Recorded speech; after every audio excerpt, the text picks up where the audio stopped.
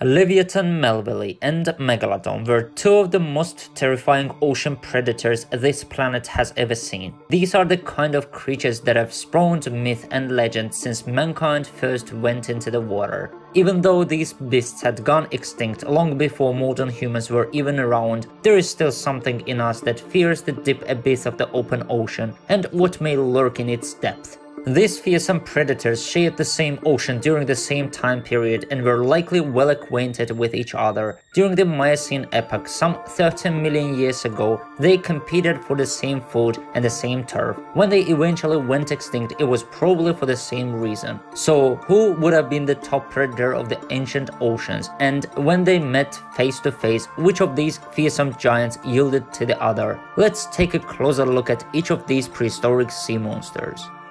Livyatan melville is a fairly recent discovery in the world of paleontology, first described back in 2008. The researchers who discovered Livyatan first named it Livyatan, but then realized that the name had already been used to describe another animal, so they changed the name to the Hebrew spelling. No matter how you spell it, Livyatan is a word that describes this monster quite accurately. Growing to nearly 60 feet long and weighing up to 50 tons, this was a whale to be reckoned with. It had the biggest teeth of any animal to ever live at over a foot long. Some animals such as elephants have longer tusks, but Leviathan's teeth were built for action. With such an impressive set of choppers, one theory regarding Leviathan's hunting strategy might be surprising. Like modern sperm whales, Leviathan appears to have had an organ with stored reservoirs of wax and oil at the base of its skull. Today, this is seen in whales that dive deep for their prey, but Leviathan is thought to have been a surface hunter. So, what would have been the purpose of this organ?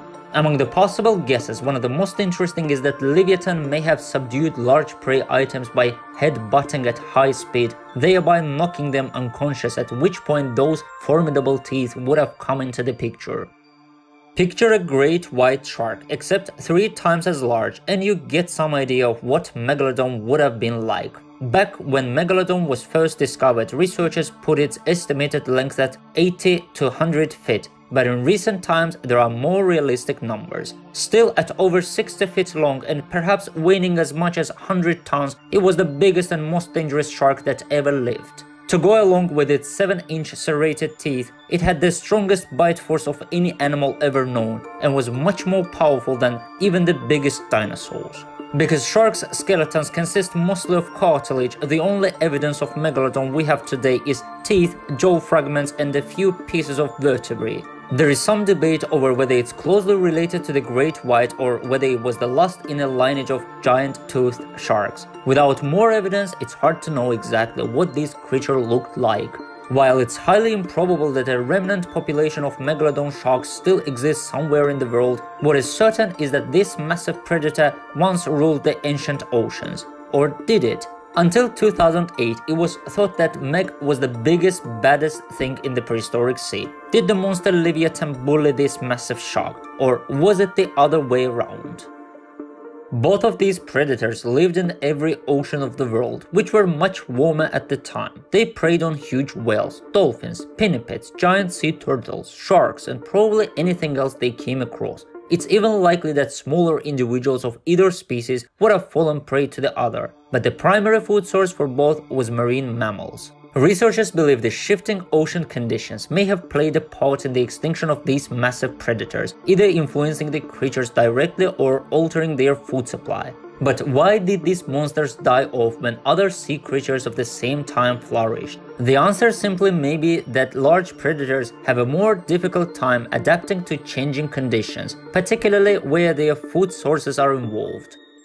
So, who was king of the ancient ocean, the true apex predator of the Miocene? Was it Livyatan? Its teeth were almost twice the size of Megalodon's, and if it was like whales of today, it was a more agile swimmer. It also would have possessed much greater intelligence than Megalodon. If Livyatan were to zero in on a moderately sized Megalodon and decide it wanted lunch, it seems there would be little the shark could do to save itself. Or was it Megalodon? We know this huge shark preyed on large whales, and Livyatan would have had to come to the surface for air. Close to the waves, even a massive adult whale would have been easy prey for this stealthy shark. So depending on the circumstances, it's easy to see each of these monsters getting the better of the other. But what about in a head-to-head encounter? While we can assume that full-on fighting wasn't in the best interest of either creature and probably occurred very rarely, the note seems to go to Megalodon in this case. With a larger, thicker body and much more powerful bite force, not to mention wider, more massive jaws, the Megalodon was likely the apex predator even among apex predators.